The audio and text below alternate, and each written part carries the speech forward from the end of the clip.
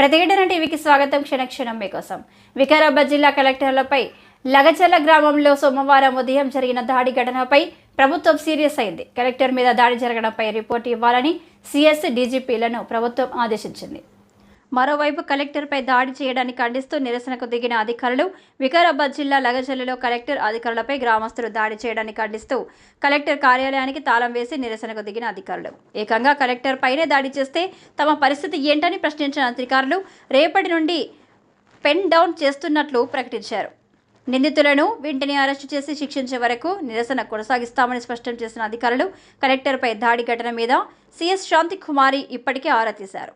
Collector Prateek జైన్తో CS ఫోన్లో మాట్లాడి వివరాలు తెలుసుకున్నారు. ఘటనపై నివేదిక పంపాలని జిల్లా యంత్రాంగాన్ని సిఎస్ ఆదేశించారు. ఫార్మా కంపెనీల కోసం భూసేకరణ విషయమై వికారాబాద్ జిల్లా కలెక్టర్ ప్రతీక్ జైన్ లగచర్ల వెళ్లినప్పుడు గ్రామస్తులు ఒక్కసారిగా ఆయనపై దాడికి దిగారు.